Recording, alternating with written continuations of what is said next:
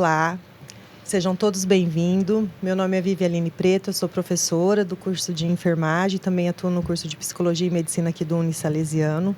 E hoje nós estamos aqui em mais uma conversa muito interessante, mais um momento de aprendizado ao Congresso de Tecnologia na Educação, neste ano, que tem como tema Educação Tech, Equilíbrio, Emoção e Futuro. Estão comigo a coordenadora do curso de enfermagem aqui do Unisalesiano, a professora Gisele Sailer. Também temos a presença do nosso aluno do último ano do curso, o Tiago, né? E dois convidados brilhantíssimos, vamos dizer assim, que é o Adilson e a Domicele, que já eles vão se apresentar, né? O nosso tema hoje é para falar sobre a enfermagem forense. A enfermagem forense é a atuação do enfermeiro na perícia criminal. A enfermagem forense foi reconhecida pelo COFEM como especialidade em 2011 e desde então vem sendo debatida a atuação e o papel do enfermeiro forense, mas foi só em 2017 que foram regulamentadas as áreas de atuação desse profissional. Então eu gostaria de agradecer a presença do Adilson e a presença da Domicele e passar a palavra para eles se apresentarem para nós. Ótimo. Bom, meu nome é Adilson. Primeiro, eu agradeço muito o convite, né? É muito bom compartilhar essas experiências com todos aqui. Para fazer uma breve apresentação, atualmente eu trabalho como perito criminal no Núcleo de Perícias Criminalísticas daqui de Araçatuba, né? Que atua em Araçatuba e em mais de 17 municípios daqui da região.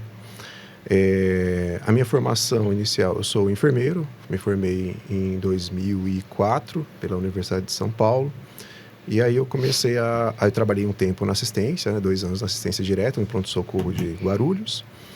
E depois fiz algumas especializações que culminaram na minha atuação hoje em dia. Eu comecei fiz informática médica, depois eu trabalhei também com saúde do trabalhador. Fiz um mestrado em saúde do trabalhador, onde eu comecei a atuar próximo do pessoal da perícia criminal quando a gente ia investigar acidentes de trabalho na região de Guarulhos e Alto Tietê. Foi aí que eu conheci a perícia criminal, me interessei bastante, vi que ali também tinha atuação para gente. E aí comecei a prestar concurso quando eu entrei e estou trabalhando desde 2018. Agradecer pelo convite, é uma honra compartilhar um pouco do nosso conhecimento com cada um de vocês. Me chamo Domicele, trabalho no Núcleo de Perícias Criminalísticas aqui de Araçatuba desde 2016. Eu sou graduada em enfermagem pela Universidade Federal do Mato Grosso do Sul. Fiz especialização em saúde pública e saúde da família na Universidade Federal de Goiás e trabalhei na área de gerenciamento e na área da atenção básica em saúde. Fiz o mestrado pela Fiocruz, na área de saúde pública também. E em 2013, eu prestei o concurso da perícia, porque meu pai ele é militar e eu sempre fui encantada pelas atividades policiais. E aí a perícia eu vi que eu poderia unir o conhecimento científico da enfermagem junto com a área policial.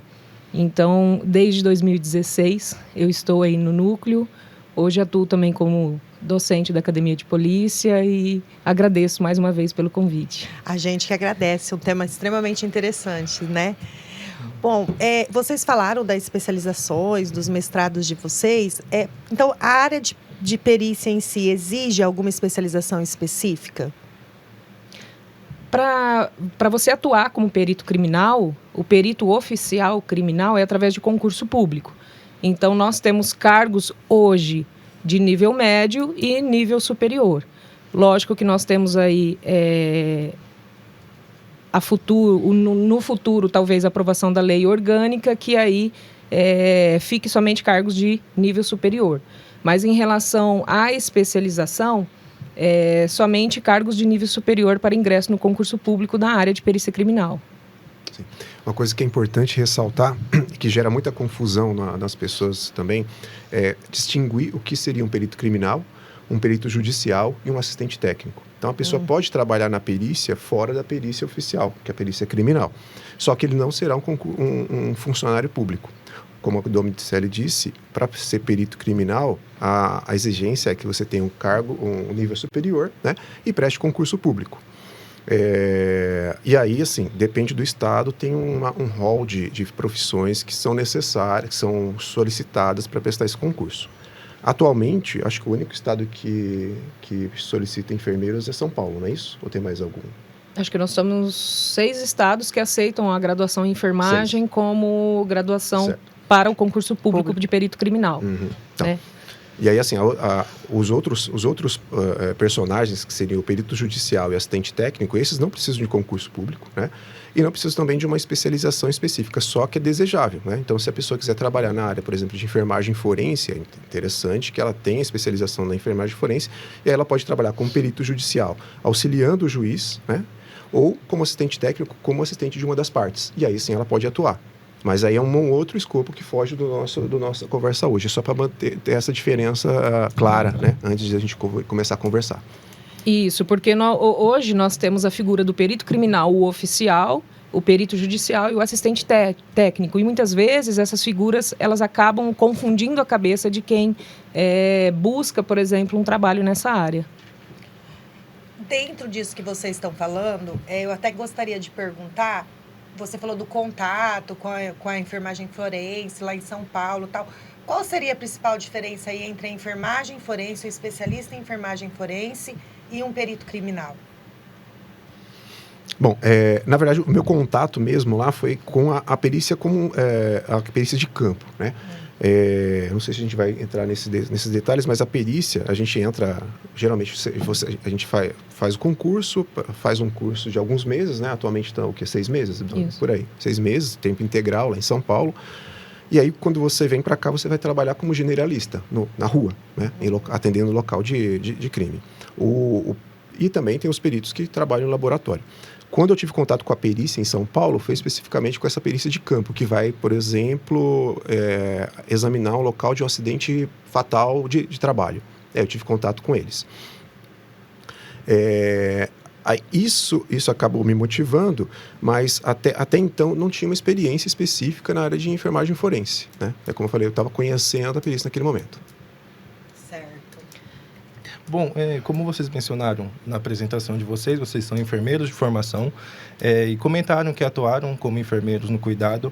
Eu gostaria de saber de vocês se essa atuação de vocês colaborou de alguma forma para vocês exercerem a função de peritos criminais. Sim.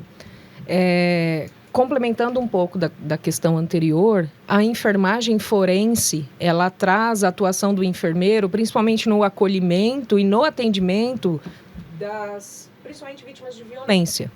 Então, quando eu estou atuando na parte assistencial de um hospital ou de uma unidade básica de saúde, em que chega para uma consulta, para o atendimento, alguma vítima de violência, sendo essa mulher, criança, idoso, entre outros fatores, a enfermagem forense ela contribui para a identificação dessas lesões e o acolhimento dessa vítima, evitando a revitimização, que é tão importante hoje.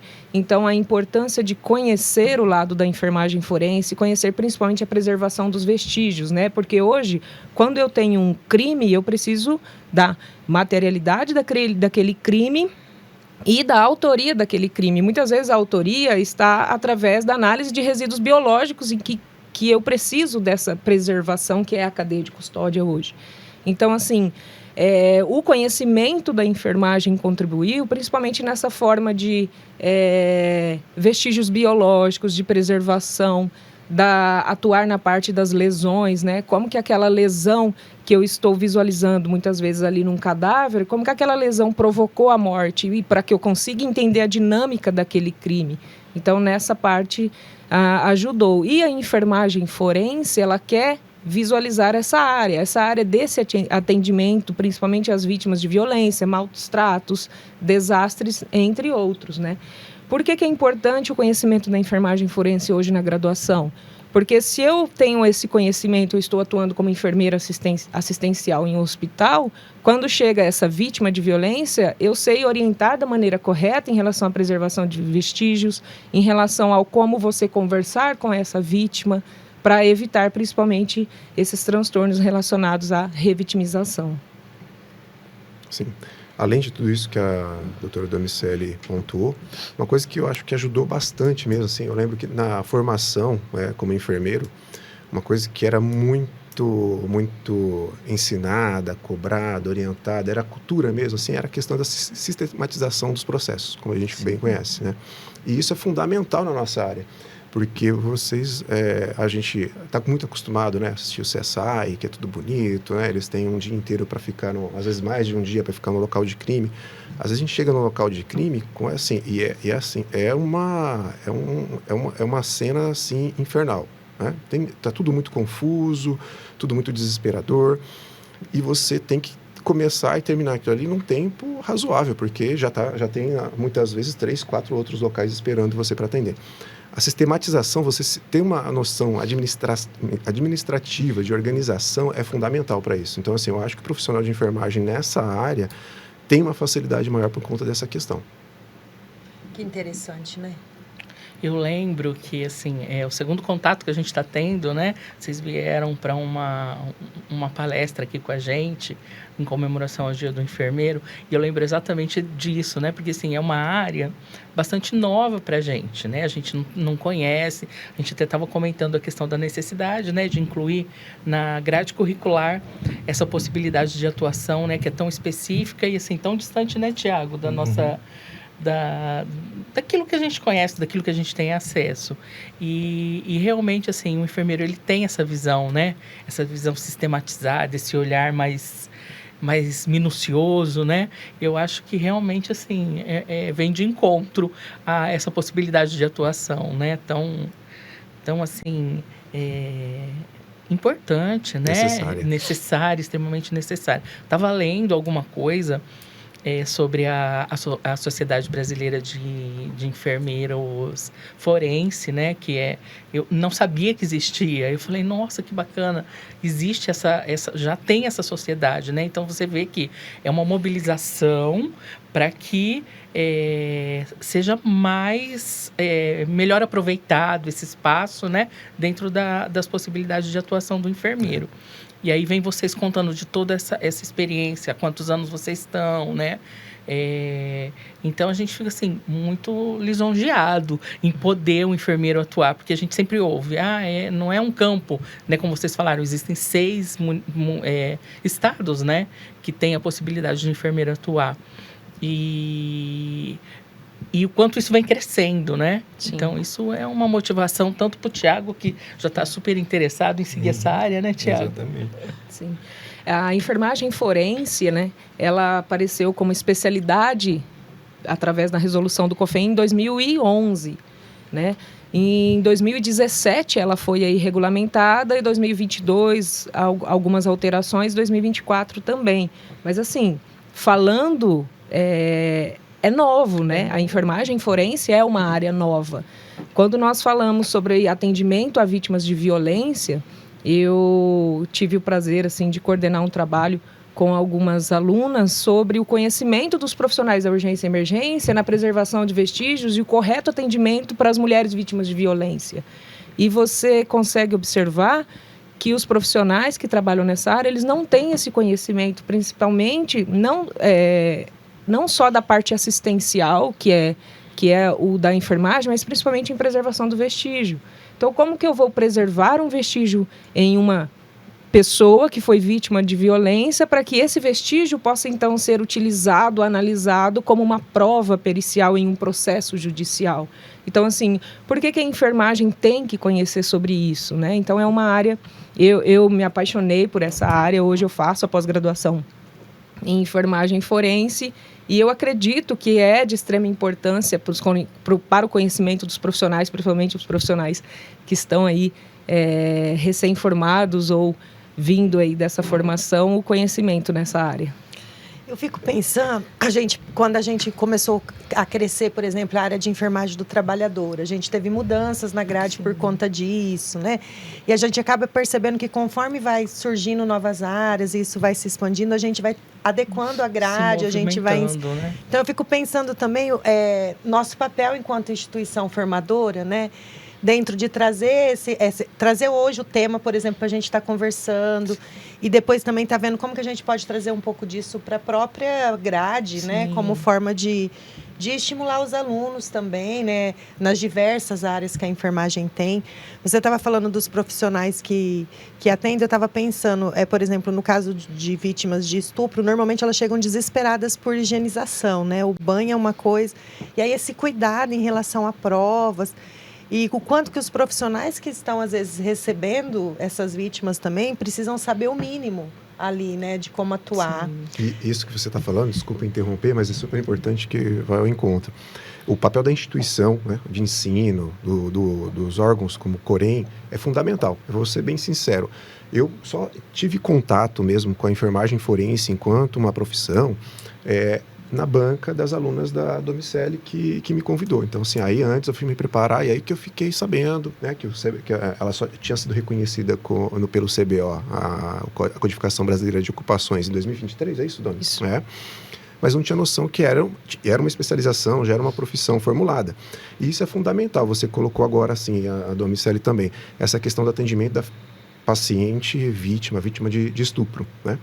E aí, no trabalho das alunas da Domicele, eu fui pesquisar também, e tem um serviço na capital que chama Baby Care, não sei se vocês conhecem, que é um serviço especializado do Estado para atendimento de vítimas de estupro, de violência sexual. E na organização desse serviço, é previsto médico, psicólogo, assistente social, técnico de enfermagem e não enfermeiro. Só para você ver, assim, o vácuo que existe, assim, então, e assim, é uma carreira que, claro, é nova, né? Eu sou mestre em saúde do trabalhador.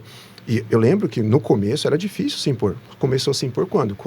Quer dizer, começou a se colocar no mercado quando foi uma obrigação legal. Sim, as empresas compravam. Exatamente. Né? Agora, eu não estou falando que precisa ter uma obrigação legal, mas assim, eu acho que a sociedade como um todo precisa ter noção da necessidade disso, né? Porque perder um vestígio, né, no caso de uma violência sexual, é uma coisa assim que pode repercutir muito negativamente no processo. Você pode ter todas as evidências, se você não tiver a materialidade, né, o vestígio que ligue a vítima ao agressor, você pode perder todo um processo de investigação. E aí ter uma pessoa, um culpado livre. Isso. E dentro da criminalística, porque eu falo que os enfermeiros, muitas vezes, eles trabalham com ciências forenses sem mesmo conhecer o significado de enfermagem forense, né? Dentro da criminalística, que é a atuação forense que nós falamos, um dos princípios é a individualização. Então, imagina, se eu tenho um vestígio que vai individualizar uma autoria, e aí eu perco aquele vestígio pelo simples fato da não orientação ou do não conhecimento do profissional, então é um impacto muito grande na justiça, né? Então, nós, como profissionais da saúde, nós devemos também conhecer esses impactos na justiça. Eu fico pensando, por exemplo, armazenamento de material, temperatura adequada, material plástico, plástico, envelope, tipo assim, são tantas perguntas, detalhes, né? Eu vi vocês falando, faz a gente pensar sobre a importância, né, do crescimento dessa área, né, e de estar trazendo um pouco disso para a sala de aula, para os nossos alunos estarem discutindo também. Porque necessariamente eles não vão estar atuando como perito, né? Mas eles vão estar atuando como enfermeiro. Serão uma parte importantíssima dessa corrente. Isso. Eu lembro que uma vez aconteceu eu morava numa cidade pequenininha e aconteceu um crime lá na cidade e o menino, supostamente o causador do crime, ele foi até o hospital, eu estava de plantão, para cuidar dele, porque ele estava machucado, ele lutou com a avó. E aí eu ainda brinquei com uma colega minha, sem esse conhecimento, né? Falei assim, esse menino é culpado, embaixo da unha dele tem pele, ele lutou com a avó. Ela falou, você é louca, né? Mas olha só, é um detalhezinho, né? E depois, realmente, depois de tudo, ele foi condenado, né? Ele tinha um transtorno psiquiátrico severo, mas, assim, foi um detalhe que me chamou a atenção, né? Às vezes um detalhe pequeno, que pode ser parecido, pode colocar ou tirar uma pessoa da... E dentro disso, qual seria o diferencial de um profissional? Como para agregar na investigação, o que seria impactante na carreira profissional, assim, dentro da enfermagem? O que vocês trariam como um grande diferencial? Eu vou repetir, né? Para mim, assim, no meu serviço, Eu sou paranoico pelas planilhas, assim, pelos POPs, assim. Tudo que eu vou fazer, eu faço um processo operacional padrão particular mesmo, assim, né? Já existe, obviamente, a instituição já tem os seus, mas, assim, tem as tarefas menores no dia a dia que a gente faz. Então, assim, eu sempre tenho uma... E isso, eu venho assim, eu saí da enfermagem, eu atuo diretamente na enfermagem agora, mas a enfermagem não saiu de mim. Então, assim, eu tenho essa questão de me organizar bem, fazer um checklist antes de qualquer tipo de procedimento, né? E isso em qualquer área. Trabalhando no local de crime, trabalhando na identificação veicular, trabalhando na informática, isso sempre vai comigo. E isso ajuda muito, assim, otimiza muito o tempo e faz com que minimizem os erros. E eu acho que o olhar do enfermeiro, né? O enfermeiro, ele tem esse olhar do todo, né? Não ele é minimalista, né? O enfermeiro, a hora que ele entra em um quarto, por exemplo, de um paciente, ele tem um olhar amplo, né? Ele não olha só o paciente, ele olha o acesso, ele olha o soro, ele olha a ventilação. E para isso também na perícia ajuda, porque quando entra em um local de crime, você tem que ter a visão macro, que é a visão do enfermeiro. Então, eu acho que isso é muito importante também e isso contribui para a atuação do perito criminal e a enfermagem que fornece essa visão. Né? A enfermagem dá essa visão para nós, os profissionais. Fora a nossa formação multidisciplinar, né? Sim. Que ajuda demais, assim. Verdade. Falando em formação, vou fazer mais uma pergunta sobre a formação, pensando no Tiago aqui, né? Nosso aluno, por exemplo, que tem o interesse. A gente sabe que, por exemplo, para a carreira militar, tem todo... é orientado um preparo, né? Físico, porque na prova vai exigir. E na prova para perito, tem algum preparo físico que é exigido? O que vocês poderiam dar de sugestão para quem tem interesse, por exemplo, em prestar a prova, além da questão teórica e se preparando na parte física? Então, assim, no nosso concurso, que foi realizado em 2013, uma das etapas era o teste de aptidão física. Então, eu passei, o Adilson também passou. No concurso, no último concurso, essa etapa não teve essa etapa. Por quê? Porque essa etapa ela está inclusa, né? Ela está incluída no curso de formação. Só que tem outras etapas. O concurso para perito criminal, tanto para perito ou outros cargos da carreira aí da Polícia Técnico-Científica, são várias etapas do concurso público, né? Então, tem a prova objetiva, tem a análise psicológica, tem a análise de investigação social, entre outras etapas aí nesse concurso público. Mas, assim, uma coisa que é importante apesar de no último concurso não ter a prova, né, na fase do concurso de aptidão física, eu recomendo para todos, assim, sempre estarem bem preparados, porque a gente nunca sabe como será o próximo edital, né? Fora que, como a Doni bem colocou, durante o curso de formação tem uma matéria, uma disciplina que é de aptidão física. Sim. Não é? E ela, como todas as outras disciplinas, você precisa ser aprovado nela. Então, assim, para todo tipo de carreira, fora que ajuda bastante, né? A gente, como eu falei, mesmo que você almeje trabalhar num laboratório, invariavelmente você vai trabalhar pelo menos uns 3 anos na rua.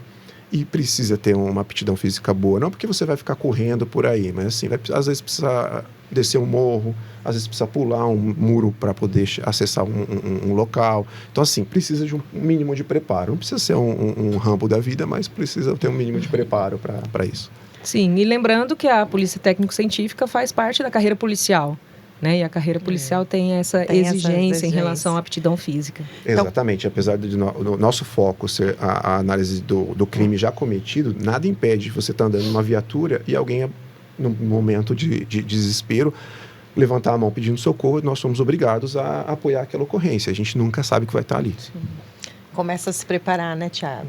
Falar em preparar, como que vocês tiveram acesso aos concursos? Vocês falaram, né, das etapas, assim, o grau de dificuldade, porque a gente sempre ouve falar, é um concurso muito difícil, né? Algumas pessoas não tentam por medo desse grau de dificuldade. Como é que foi para vocês esse processo de prestar a prova e tudo mais? Aqui nós temos 2 vertentes, né? Eu tenho uma deficiência, eu tenho visão monocular, então eu entrei na lista especial de portadores de deficiência, que também é um incentivo aí para quem é portador de alguma deficiência, tentar e correr atrás dos seus objetivos, né? Então, assim, às vezes a pessoa acha, a minha deficiência vai impedir com que eu chegue, com que eu alcance o meu objetivo. E não, é mais uma etapa a ser conquistada. Então, assim, eu tive uma preparação, é lógico que nós entramos em uma lista especial, mas não menos importante do que a outra lista. Mas eu falo que é uma carreira que eu sempre almejei, que eu desejei. Então, assim, eu me preparei para esse concurso e... Estamos aí. Estamos aí. Bom, eu prestei o mesmo concurso que a Domiceli, né? Entrei na lista ampla. O meu preparo, na verdade, assim, não posso dizer que é uma profissão que eu sempre almejei, porque, como eu falei, eu mal conhecia. Eu só fui conhecer depois de trabalhando já como enfermeiro em Guarulhos, no Sereste de Guarulhos. Mas quando eu descobri aquilo, eu fiquei fascinado. E eu falei assim, é isso que eu quero. E aí, assim, a primeira coisa que eu fiz, eu tentei me aproximar. Eu fui trabalhar como executivo público na superintendência. Trabalhava na área administrativa, assim, já para ter mais contato com eles.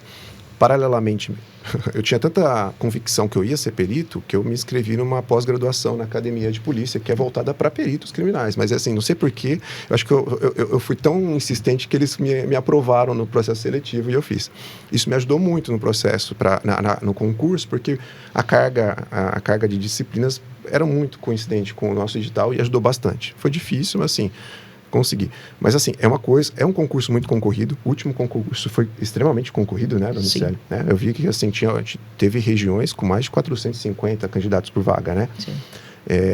E, assim, a gente vê que cada vez mais os aprovados são muito bem capacitados, né? A gente tem pós-doutores, assim, entrando na área. Né? Não estou mentindo, não, né? Não. Assim, são pessoas extremamente capacitadas, o que reflete, assim, o que demonstra a dificuldade do concurso. Mas não é uma coisa impossível, né? Eu sempre estudei em colégio público, eu vim de uma família muito simples, eu sou a primeira pessoa graduada na família, assim. É tentar, né? Não é tentar, não deixar se abater pela dificuldade, porque, assim, é possível. Sim. Né? Sim. E não desistir, né? Eu falo que, principalmente para a turma que está saindo, não desistir. Se você tem um sonho, mas o meu sonho é muito difícil, vai para o anterior. Até devagar, chegar, né? Até chegar no sonho. Então, assim, eu acredito que mesmo, é um concurso difícil, é um concurso concorrido, não, mas eu vou fazer, eu vou conseguir. Não consegui dessa vez, no próximo eu vou fazer e eu vou conseguir. Então, é o não desistir. E a gente fica nessa expectativa, né? A área está crescendo, então surgindo mais vagas, aumentando o número de vagas. Aí vocês falaram do último concurso, vocês lembram o ano do último concurso? O último concurso ele foi realizado em 2023. Então, os peritos eles foram nomeados e estão na Academia da Polícia atualmente para aí compor, acho que aproximadamente dezembro ou janeiro, eles já devem ser aí realocados. Lembrando que o concurso, ele é estadual, mas nós temos concurso de peritos criminais da Polícia Federal também. Mas da Polícia Técnico-Científica é a nível estadual. Então, aí nós temos, aqui no estado de São Paulo, o último foi 2023, mas nós temos aí outros estados com eminência aí de concursos para perícia criminal. Só para fechar essa pergunta, após a aprovação de vocês do concurso, demorou muito tempo para a nomeação? E como que foi essa nomeação? Eu tive contato com a Polícia Civil lá de Guararapes e comentavam muito sobre a demora da nomeação. Gostaria de saber de vocês como é que foi. Posso começar? Pode. Aqui também nós temos duas situações bem diferentes, né? A Domiceli, ela foi nomeada em 2016, a primeira turma. Isso, aí já demorou bastante, porque o concurso foi de 2013, o edital saiu de 2013, as provas foram em 2014, né? Mas, assim, foi um dos concursos mais demorados, assim, que existiram. O concurso foi de 2013, eu fui nomeado em 2018, então demora bastante, né? Não é o usual da polícia, né? Nosso concurso, o último, como ela falou, foi de 2023, eles estão agora na academia agora, então em torno de 2 anos. Essa é a média, a realidade da polícia, né? A gente está caminhando para o final desse bate-papo maravilhoso. Que gostoso estar aqui conversando com eles, Muito né? bom. E aí eu queria finalizar pedindo para vocês, claro, de maneira sigilosa e ética, mas se vocês podiam compartilhar um pouquinho com a gente, o que é mais comum no dia a dia profissional de vocês e o que mais impacta? O que vocês sentem que impacta bastante, que é desafiador? Posso? Bom, atualmente eu estou trabalhando em laboratório de informática, mas eu trabalhei bastante tempo na rua atendendo no local de crime. O local de crime que mais me abala mesmo, assim, que machuca mesmo, são os locais envolvendo suicídio, né? E principalmente de adolescentes, ou casos de estupro. E assim, eu até estava pensando agora justamente aqueles locais onde a visão do enfermeiro forense seria muito necessária, né? Principalmente questão de violência sexual. São casos assim que, felizmente, né, não tem uma grande incidência aqui na região, né? Mas que quando acontece é aquele caso que machuca, marca bastante, né? Eu já tive caso de atender suicídio de adolescente. Eu tenho uma filha adolescente em casa, assim, acabou ali o local, eu tive que sair para casa para ver se minha filha estava bem, conversar com ela. Então, assim, é uma coisa assim que impacta bastante assim a vida do perito, né? Isso, no meu caso, crimes envolvendo crianças, né? Eu trabalhei algum tempo no laboratório de informática, então principalmente a questão do abuso infantil. E quando nós falamos de abuso infantil, nós falamos geralmente de pessoas de confiança, que são de confiança e acabam cometendo, né? Então, abala. Demais. Eu acredito que são esses crimes assim que você pensa, repensa, mas aí você, como na academia da polícia, eu tinha uma professora que ela falava assim, olha, eu acredito que os profissionais da enfermagem também, ela falava o seguinte, é muito importante a válvula de escape. Então, é muito importante o desenvolvimento de uma atividade secundária. Por quê? Para que você consiga filtrar tudo aquilo que você vai absorver como profissional e não para o lado pessoal. Não viver aquilo 24 horas, né? O emocional, o psicológico e o emocional tem que estar bem equilibrado, né? Para estar lidando com isso. Bom, mais uma vez, né? Eu queria muito agradecer a presença do Adilson e da Domicélia aqui hoje, né, Gi? Com certeza. A gente queria muito ter essa oportunidade de estar conversando com vocês, a presença do Thiago também, que contribuiu aqui com o nosso bate-papo. Você quer falar alguma coisa para encerrar, Gi? Queria só agradecer, né, a disponibilidade de vocês. Assim, é muito orgulho ter vocês como enfermeiros desenvolvendo essa função aqui na nossa região, né? A gente fica muito feliz, né, em saber que a nossa profissão ela vai muito além daquilo que a gente conhece, né, que é atenção básica, hospital, pronto-socorro, né, e assim, vocês trazendo toda essa vivência, toda, né, essa possibilidade de atuação, enche os nossos olhos de motivação, porque a enfermagem é isso, né, ela cabe em qualquer espaço, né? Exatamente. Muito obrigada. Obrigada. E assim, a enfermagem forense é um leque de oportunidades.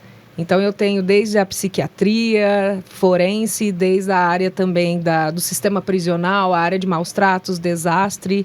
Então, a enfermagem, ela cabe e deve estar presente em todos os lugares. E a tendência é cada vez crescer mais, né?